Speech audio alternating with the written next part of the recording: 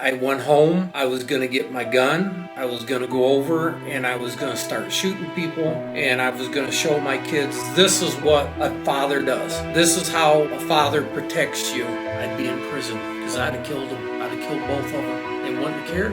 At that time, I was like, well, God don't care about me, don't care about my kids. He doesn't care about my marriage, so what's there for me to lose?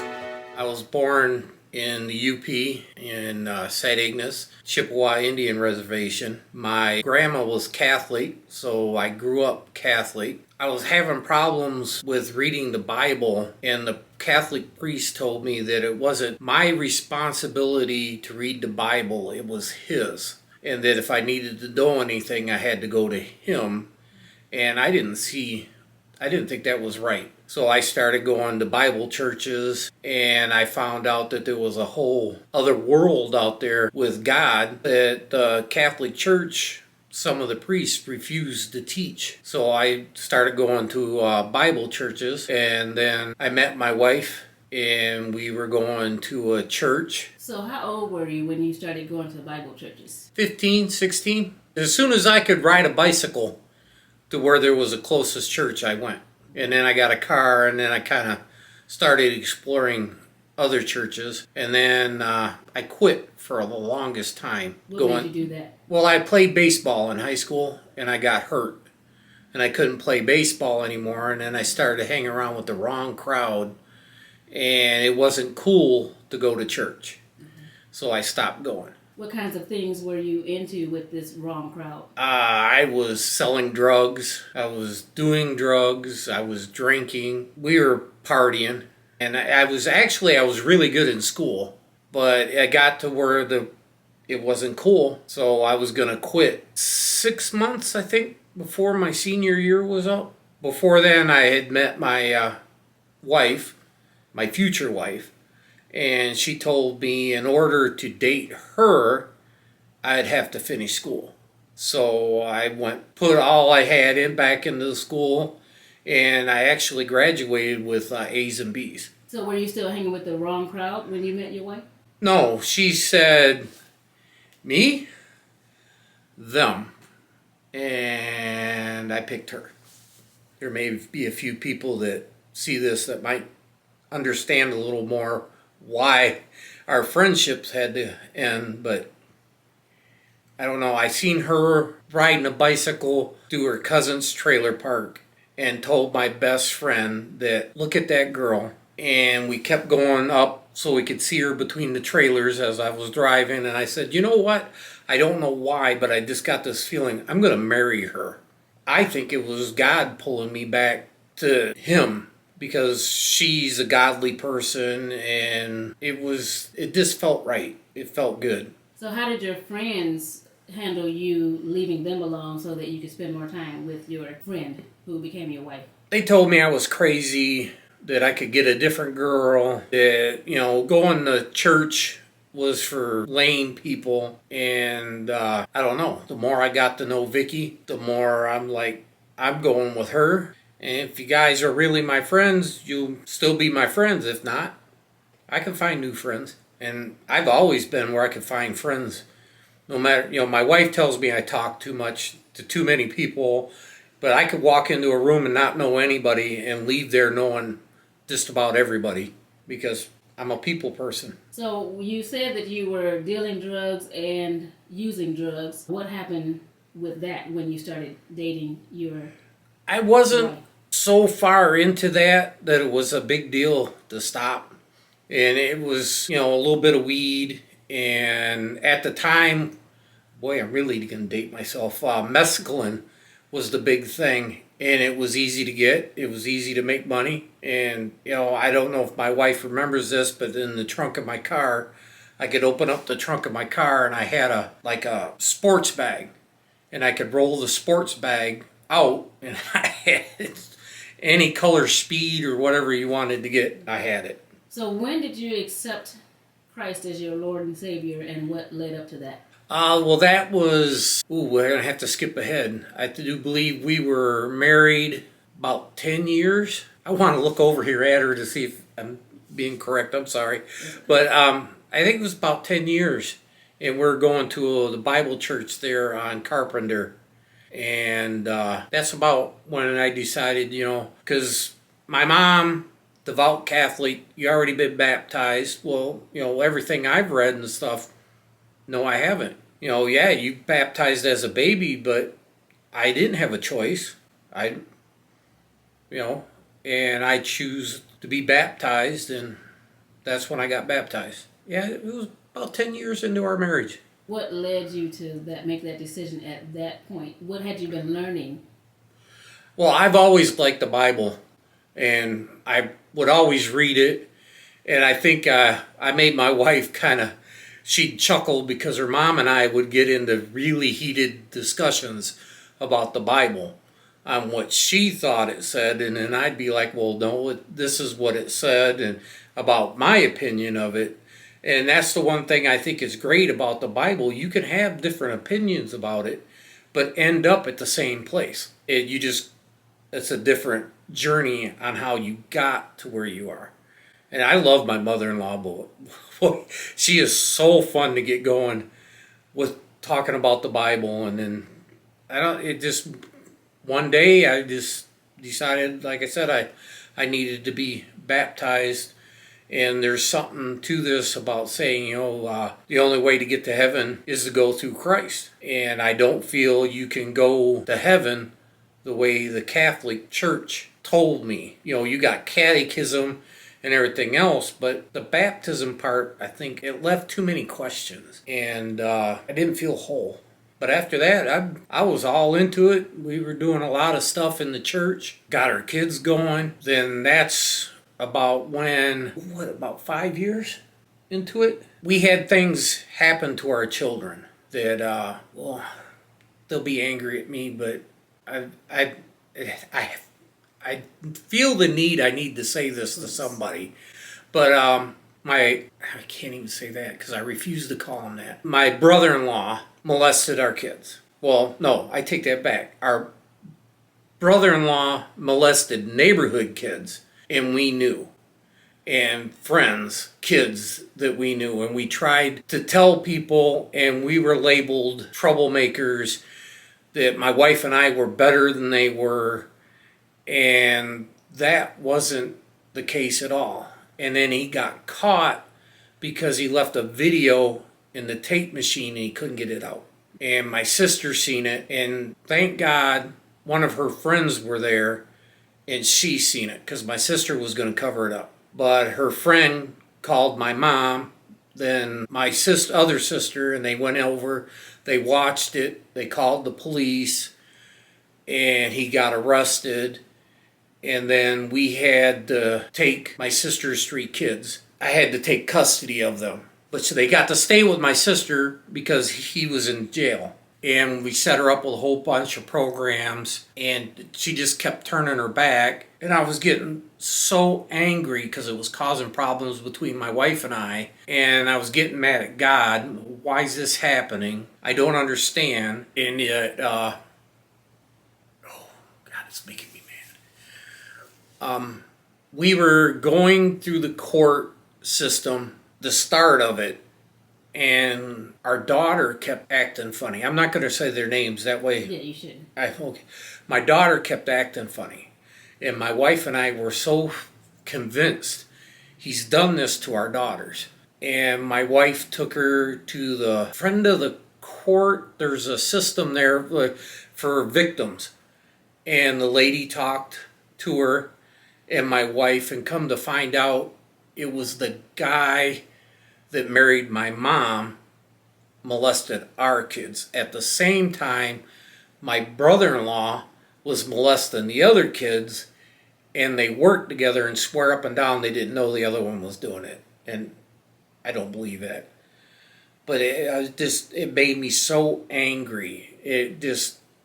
I wanted to explode, and I just thought God's turned his back on me, turned his back on my family, and then I just quit. I quit believing in it. I quit believing in going to church. I did everything I could for my family, and it almost cost my wife and I our marriage because of the stuff that went on with my niece and my nephews. And we ended up adopting my one nephew because the other one was he had so many problems, he had to have 24/7 care. And we couldn't do it. So a couple adopted him. My sister ended up with my niece because of the home they put her in. Oh, God, I could write a book. The home they put her in, the lady molested her.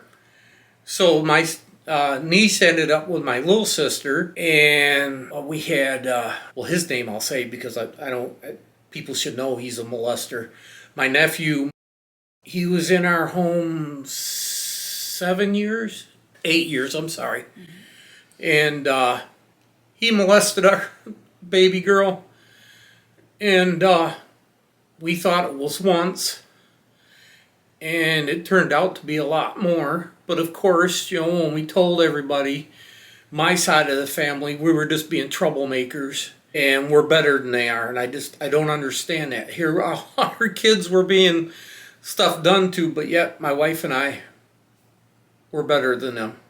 And it just made me more and more angry at God. It took a long time to get over that and to be able to look at my children in the face, and I still to this day I apologize to my wife for bringing that into our home. And my mom still we're to blame. I haven't talked to my mom, had a relationship with my mom in 12 years. Started to let her back into the life with us, wanting my kids to know their grandmother. And Vicky started going to the church we're at now, Keystone. And I'd go to make my wife happy. And I was like, okay, I'll try to let Mom back in. And she just it was all our fault. She didn't do nothing wrong. That's where it's still at with them. They could stay on their side of the city and I'll stay over here. I don't talk about nobody. I leave everybody alone. That's where it's at with them. Really angry with God during the time that things were happening, the abuse was happening to your kids and the neighborhood kids, and you said it took a long time to get to a better place with that. Can you please tell us about the journey to a better place? I don't know so much that it got better or it got easier to overlook, because my children are children and they bounce back. They got happier, and but it's always in the back of your head. What did I do wrong? I'm a bad dad. I did something wrong. I should have watched better. I should have been there for him. But Vicky going to Keystone, I started going more, and the pastor there, Ken, he was a great guy, and I think he knew there was something bothering me, because every Sunday he'd come up to me and how you doing this week? You doing better? You're smiling more. He goes, I got to meet this Richard. He said, I see you as Richard, but I haven't met the real Richard. And he pulled more out of me, pulling me back. And my wife, she's got such a way with me that I thank God that he brought her into my life. I joke with her. I tell everybody that day when I seen her in the trailer park, it's like he was in my ear. You're going to marry her. That's the woman. That's who you need to be with. And I've been happy, except for the stuff with my kids. But she started my journey back to God. One day she come home and she said that they're going to go on a mission trip to Nicaragua. Life Together, Nicaragua is what it's called. I'm like, okay, if it's going to make you happy, because of all the stuff I've screwed up in our life that I feel is my fault, I still blame myself for the whole thing. I'll do whatever it needs for you to go. And she went, and she come back a totally different person. And oh my God, I got to tell you this and about that, and we did this, and showing me pictures, and you got to go. We're going next year. And I'm still kind of dragging my feet, but whatever makes you happy, I'm going to do. And I'm angry at God. It really started me being angry is when my dad passed away of cancer. Yeah, my dad was an alcoholic. My mom was an alcoholic. This is what really got me to walk away from God, is my parents were alcoholics. And my dad finally quit drinking. And I had a father for 3 years. And then he was took from me. About how old was that? He was 53. And how old were So you? I was 21. So, yeah, I was 22. And he was took. You know, he finally got his act together. And he was, but I had 3 years, three of the greatest years with my father. And I got so angry, I cursed God. It caused problems between my wife and I almost lost my wife over this because I did stupid things. And I wanted to end my life. It got that bad that why? And then that's when all the stuff happened with our daughters and stuff. And then I'm right back there to that point again. It's like, why? And I went home. I was going to get my gun. I was going to go over and I was going to start shooting people. And I was going to show my kids, this is what a father does. This is how a father protects you. And it would have been wrong. I had quite a few people tell me, you know, it had been wrong. My wife was smart enough that she called the police and they took my guns. And so when I got home, I thought I got robbed. So now I got something more to be mad about. But here, my wife, the county had for over a year. But then now we can jump back into where we started going to Calvary and things were getting better. And then all the molestations and stuff happened. And then the really bad part was that the pastor of the church had us have a meeting, because, which is the guy that married my mom, was a bigwig in the church. And he wanted us to forgive Russell and not press charges. You got to be out of your mind. And just so we're clear, is the person who abused my children? Yes. Children? Okay. He wanted to say he was sorry to us, but my wife, being the person she is, she's a great people person. She doesn't think she is making friends that way, but she could talk to somebody and she knows, she could see through them. And my wife told me not 5 minutes after the meeting, he's not sorry that he did what he did. He's sorry he got caught. And that's what it was. And then, you know, of course, my mom yelling at my wife, you're just jealous, you've always hated, you know, this family, you want to get Richard away. So yeah, my wife decided to have these guys molest her kids so we couldn't have a relationship. It's like, no. And it just made me more and more angry at God. Why is this happening? And it just,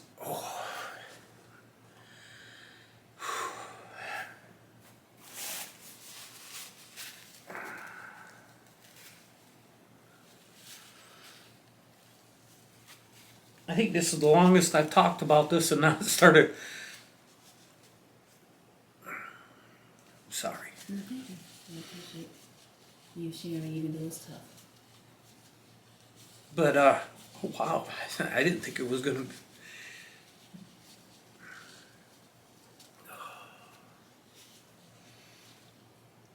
But anyway, I want to make it clear. I want somebody to hear me. If it wouldn't have been for her, I wouldn't be here right now. If it wouldn't have been for my children, I wouldn't be here right now. I'd be in prison because I'd have killed them. I'd have killed both of them and wouldn't have cared. At that time, I was thinking, well, God don't care about me, don't care about my kids. He doesn't care about my marriage, so what's there for me to lose? But then my wife was desperate. She was trying different churches, and then she found Keystone. That place rocks. Like I said, she went to the Life Together Nicaragua and went to that mission trip and talked me into going the next year. So we go, and of course the whole time, don't get mad at me, but the whole time I'm there, I'm doing it to make her happy. Not really knowing why I'm going, not knowing if I want to be here, but I'm making my wife happy. So I'm going through the motions. We go, and I do believe we got there on a Thursday. We did some work. We went to Crystal Ray, where the feeding center and stuff is, and they took these people, the government in Nicaragua, that eminent domain that the U.S. uses, they took it to a whole new level. They wanted the property where these people were at, this little village. So they took it all, moved these people over to Crystal Ray, which by a landfill, a dump. I said, pick you out a piece of property, you each get a half acre, it's yours. And I couldn't believe it. Watching how poor people could be and not care. Be happy. There's some of the happiest people I have ever seen live in a landfill. They don't know. They don't know any different of their world, and they're happy. And it's because they were always going around going, praise God, praise God, praise God. And I'm like, why? Look what you're living in. But then it kind of started to dawn on me is that He doesn't care what you have. You praise Him, He loves you. So I'm starting to, the gears are going in my brain that, there's something is not right. My thinking about it's all God's fault is not right. So Sunday comes along, we go to church. And each one of us had a child from the feeding program assigned to us. So I got this little boy. He can't speak English, I can't speak Spanish, but we're still laughing, joking around. I am scared, and my wife was making fun of me, trying to make me feel better, because that's what I do. That's my crutch. This is when I feel inadequate in my surroundings. I joke with people, joke my way through it. And I couldn't, because he couldn't speak English. But then they started a sermon, and it's in Spanish. So I'm like, great, now I'm in a church. I'm not quite sure I know why I'm here or if I want to be here. I'm not going to understand a word this guy says. All of a sudden, he picks up his phone, the pastor, and he's looking at his phone, and he checks something. Well, then the guy that's sitting directly across from me, because it's like in a horseshoe, the church. I was sitting on one side of the stage. This gentleman was on the other. He's looking right at me like, uh-oh. Is he mad because I got this little Nicaraguan boy right here? Oh my God, what is he thinking? And he's texting. And then the pastor picks up the phone, because you can hear his phone ding now because it's right next to the mic. And he's picking up his phone, stops talking. He texts, and he stops speaking in Spanish and starts speaking in English. And he goes, I have to change what we're doing because it's been brought to my attention that somebody's here that doesn't know why they're here. They're scared. They're lost. And I'm looking around, and I'm like, I wonder who this is, And I was glad he started speaking in English, but then the guy texted the priest, he's texting back, and it's like they were quiet for 5 minutes, and they're back and forth, and then I looked up, and he's staring right at me, and then when they were talking in Spanish, the little boy started staring at me. So this kind of had me wondering what's going on. And now they're talking in English, and this guy will not stop staring at me. And I'm like, I'm getting ready to tell my wife I'm going to go outside because I've done something to offend these people. And the priest starts just staring right at me and talking and saying, Jesus picked you. You're here for a reason. You need to stop. You need to stop the hate. You need to stop the guilt. You need to stop the thoughts of revenge and just take a deep breath. And it was kind of funny because he's like, all you men, just take a deep breath. Because I think he saw the panic in my face. And I did that. And when I took the deep breath, it's like, why? I had a couple times I've had this question, why? Why me? And at your church. Why me? Why am I up here talking about life together when there's more people that are more Christian than I am? And then all of a sudden there in Nicaragua, it's like a light bulb went off. Why not me? Nobody here is any better than me. I'm not any better than anybody else. These poor people are in here, they're praising God. You know, you're here to help them. Wouldn't it be beneath you not to be praising God? And it's just like my whole life right there just flipped around. And I can't explain it. The way I felt for 10 years, the anger, the hate, the disdain for my mother is all gone. I still don't have a relationship with my mom, but that's on her. My wife, even because she loves me so much, told my mom, "You want to come over? The door's open." But she refuses. Because some reason we have to apologize to her. But that's on her. I don't feel any guilt. I don't feel any animosity. That man, 1,300 miles away, changed my life. Sat after church. He come walking right over to me because I was still kind of, this isn't about me. This is somebody else. He came right over to me, picked me up, and gave me the biggest hug I've ever had and told me that he loved me, brother. I love you, brother. And that's all about he could say in English, and Jesus is with you. And then the priest come over and he was talking to me and said that he's never had that man do that because he was on the fence about whether or not he believed in Jesus. So he said, I've seen two things happen here today. I've seen you come in being a guy that really did not want to be here. And I had another guy who lives here who really didn't want to be here because he was here with his wife. And you both want to be here now. You want to be with Jesus. And it just went away. I'm a better person for it.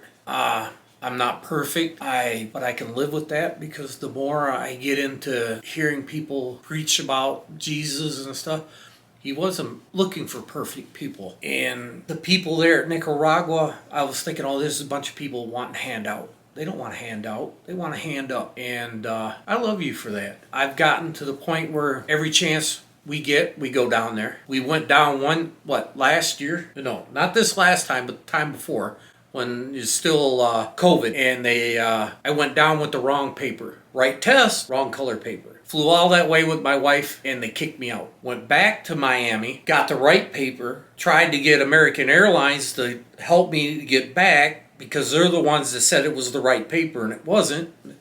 Not our fault. The lady at the COVID shop heard me saying that as she was fixing my paperwork, made a phone call downstairs to Spirit Airline, told me to go downstairs. I went downstairs and told them basically this falling apart. My wife's 1,300 some miles away. I'm stuck in Miami. We got this. Don't worry about it, Mr. Orr. We got this. But I ended up driving in an Uber to a bus to a train to a bus to another Uber from Miami to Fort Lauderdale. Got on a plane, and I am trying to give everybody my credit card. Got to pay for this. And they take my credit card, but I wasn't thinking about it till afterwards, and I sat down, and I was finally with my wife. Nobody charged me anything. The lady at the COVID place took care of everything. And if that isn't God working, I don't know what is. Because we only had so much money. I got home, or got to her in Nicaragua. I'm looking at the bank account. How much money did I have left? They didn't take a dime. I don't know. For some reason, Jesus wants me to do something in that country. Wants me to do something in the church. When I went to your church and spoke about life together, the pastor was talking about a sermon which was the same sermon that the man in Nicaragua was teaching about when everything went down what it did in the church. And I couldn't believe it. I started shaking, and I think it took you a minute to realize that they were talking about the same thing, the same part of the Bible. And if I had a gun put to my head and was told, you have to tell everybody on camera that Jesus doesn't exist or we're going to shoot you, go ahead and shoot me. Because I don't understand why my dad had to die, but he had a reason. He had a plan for my father.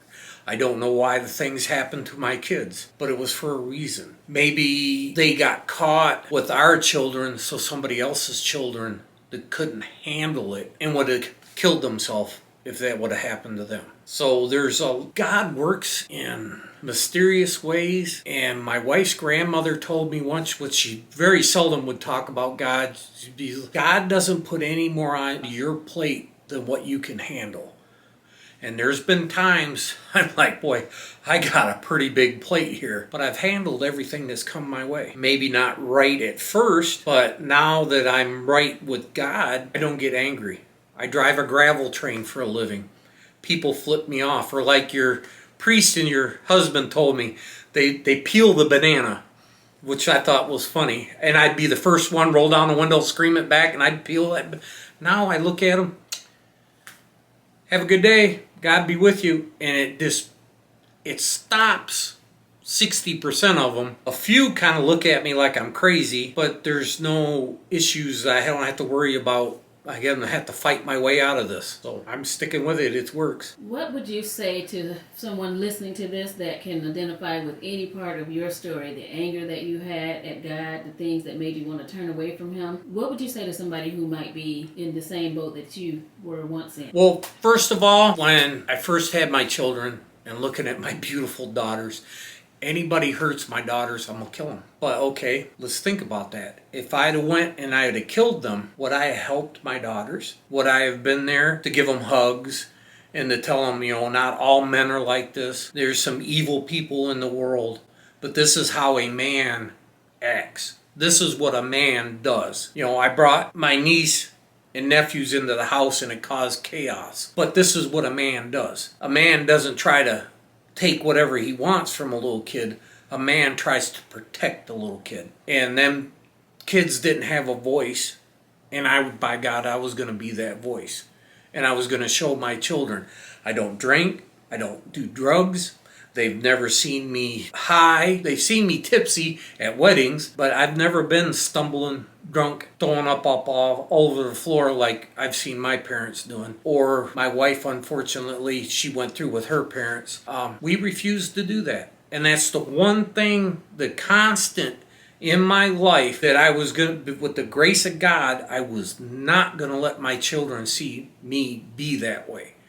So if I was to meet a guy today and he was telling me this is what I'm going through, you gotta let go of the anger, but you gotta get rid of the anger by not just sitting there saying, okay, I'm getting rid of the anger. That's not the way to do it, because it's just gonna eat you up. Let's go outside in the backyard. Yell, scream, holler, call me all kinds of names, grab a punching bag, and that punching bag is now this guy that did this to your kids. Beat the tar out of it. But don't do anything that's gonna take you away from your kids, because all that would have done for me would have caused more harm to my kids. It had caused more harm for me with my path back to Jesus, because I'd have felt good for 5 minutes, and then I'd have realized, oh God, I just took this guy's life. You also mentioned that there were times during your marriage where things were a little shaky and a little rocky because of all of the other things that were going on. How did God show up in your marriage to keep you married to your wife? Through my wife, because my wife, she's always been my rock, even though she doesn't think so. She's always been the constant that even though when she's hurting and needs to talk and vents about the things that she's angry, I don't do that with her because I feel like I've done enough. I brought my family in on her, that I keep that to myself. I rant and rave. I'm sure some people have seen me in my truck going, that guy's lost his mind. But all I need to do is see her. I text her every day. Good morning. Love you. Hey, beautiful. Have a great day. There's sometimes she'll tell you, I have to call her. I have to hear her voice. Her telling me, hey, I'm busy. I got to see a patient. I'll call you back. Just her voice. So that's how God, I saved my marriage through her telling me, hey, you need to step up, be a man, and snap out of this, or you're going to end up like your dad, drinking, a drunk, and that's where you not want to be. And now your kids are going to, not only did they have this happen to them with these two morons, now you're going to be causing more hurt. And it just stopped me dead. And it took a little bit. It took a lot of groveling and which I have no problem doing. I admit I was wrong in the things that I did to her. I deserved for her to be mad at me. I think a lesser woman would have walked out on me, but because she believes in God and she truly believes that it's for better or worse, she's seen me at my worst. She's seen me at my best now. And every day I'm better. And I sometimes like talking at your church. I never thought I'd do that. And that was like, that's the highlight of my life. Other than my children and marrying my wife, hey, you know what? I went and spoke to people. Maybe they heard what I had to say, and it'll stop them from going down the wrong path and might have helped them. But I don't need a pat on the back. That's that. If I'm understanding the Bible correctly, that's not what you're supposed to be doing. You're not supposed to be trying with good deeds to earn your way into heaven. You're just supposed to do the good deeds. If you get a thank you, you get a thank you. If you don't, you don't. And I think I've won you back, don't you think? How would you describe your personal relationship with Christ now? Well, before I thought people would be crazy, or they're showing off, or they want other people to think that they have something going on with God. You see people get up in church and or walking around and they say something to God and praise Jesus, and some people do, or get up in church and amen and stuff. I find myself not quite ready to do that because I'm still a little kind of holding back. But when somebody does that, I'm like, hey, good for you. It's nice to see someone be able to speak and not be scared of what other people think. I'm close to that, but still, even though I talk way too much, and right now, like I said, if somebody was to come in here and say, would you give your life for God or your wife or your kids, in a heartbeat, I'd have no problem with it. Because right now, I'm right with God. I believe that wholeheartedly. Before we went to Nicaragua and that man did what he did, and I thank God for him every day, I might not be sitting here in front of you right now. It may have took a little longer, or not at all. But it had to be a guy that couldn't speak English to point out to me what a dummy I was being and blaming God, because God never turned his back on me. I turned my back on God. I know it sounds hokey, but there's a little thing that it shows there's two footprints in the sand and they're walking side by side, and then all of a sudden there's one footprint or set of footprints, and then there's two, and it says that the guy asks, oh, how come you left me? And Jesus says, I never left you, I carried you. And that has there's a lot of things I see now that has new meaning. There's a lot of things I'm finding in the Bible. It's like, wow, I never thought about that. There's a lot of things that Jesus said in the Bible that are dead on about what's going on in my life. And 2,000 some years later, the man's still teaching people. So who is Jesus to you? He's the most amazing person that's ever walked this earth. I do not know, including myself, of anybody that would willingly, with all that power, willingly let himself be nailed to a cross and die. So he's the greatest man that ever was, ever will be. If you are comfortable, would you be comfortable saying a little prayer for those that are watching that might need a little extra encouragement to believe in Jesus themselves? Being Catholic is I fight with that a lot, so I try to stay away from the, let's say an Our Father, stuff. That's a crutch. Mm-hmm. But if you feel down and by yourself, you're not. Reach out to somebody. Go to any church and anybody in that church and sit down and talk to them. You'll understand you're not alone. There's at times, and trust me, was some bad things that happened in my family. And I thought I was by myself. I wasn't. Just like that little parable where you thought you were walking alone. You're not. And it's kind of hard when you're going through a thing that you don't think anybody's there for you. But if you sit there and you pray to Jesus and you actually talk out loud. I don't care if anybody's around, hear you, make fun of you. If you talk out loud, you can talk yourself down from anything talking to Jesus. There's nobody that can change my mind on that. Do you have anything you would like to add at the end here, or? I just hope somebody, if they see this, that they can say, wow, this guy has been through a lot. But it was not just me, it's my wife. If I wouldn't have had my wife, I wouldn't have been sitting here. It's been long enough now, I'd probably just now be getting out of prison for doing what I originally wanted to do. But I don't have that feeling anymore. It's useless. They're not worth my time. God wouldn't want me to do it. God wouldn't want me to dwell on them. My life is with her. And I tell my children, you're grown. We've done our job the best of our ability, even though you might not think it was the best of our ability, but we've done our job. If you read the Bible, it says she is my life.